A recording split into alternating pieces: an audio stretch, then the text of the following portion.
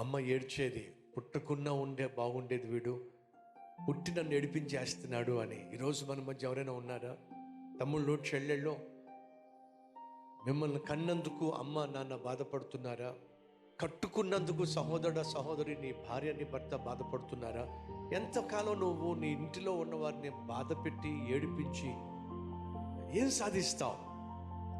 నీ భార్యను బాధ పెడుతున్నా, భర్తను బాధ పెడుతున్నా, అమ్మ నాన్నను బాధ పెడుతున్నా, అత్త కోడల్ని బాధ పెడుతున్నా. నువ్వు వాళ్ళ జీవితాల్లో ప్రేమను పంచాలంటే, వారికి ఆనందాన్ని పంచాలంటే ఒకే ఒక్క మార్గం ఏంటి తెలుసా?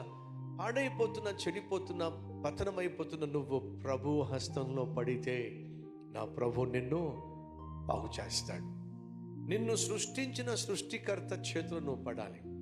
అడుగుతున్నా, చొక్కా చిరిగిపోయింది అనుకోండి, ఎక్కడ తీసుకెళ్తారు? చొక్కా కుట్టేవాడి దగ్గర తీసుకెళ్తారు. చెప్పులు తెగిపోయినాయి అనుకోండి, ఆ తెగిపోయిన చెప్పులు ఎక్కడ తీసుకెళ్తారు? చెప్పులు కుట్టేవాడి దగ్గరికి తీసుకెళ్తారు. మీ బైక్ ఒకవేళ స్టార్ట్ కావట్లేదు అనుకోండి, ఎక్కడ తీసుకెళ్తారు? రిపేర్ చేసే మెకానిక్ దగ్గరికి తీసుకెళ్తారు. మీ జీవితం పాడైపోయింది అనుకోండి, ఎక్కడికి వెళ్తామండి? బార్ అండ్ రెస్టారెంట్కి వెళ్తామండి, ఫుల్గా తాగేస్తామండి.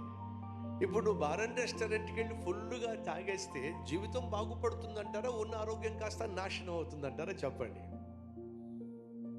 సహోదరుడు, నీ జీవితం పాడైనట్లయితే ఎక్కడ బాగుపడుతుందో తెలుసా? నువ్వు నిన్ను సృష్టించిన దేవుని దగ్గరకు వెళితేనే నీ జీవితము బాగవుతుంది.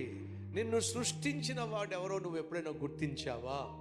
ఒకవేళ గుర్తించకపోతే ఒక్కసారి ప్రభు యేసుక్రీస్తును ప్రయత్నం చేసి చూడు. ఎందుకంటే నన్ను సృష్టించిన నా యేసు నన్ను బాగుపరిచినట్టుగా నిన్ను కూడా బాగుపరచుటకు ఆయన చాలినవాడో. ఈరోజు ప్రయత్నం చేయి. నీ జీవితాన్ని ప్రభువుకి అంకితం చేసి చూడు. ఆయన ఏం చేస్తాడో నీకు అర్థమవుతుంది.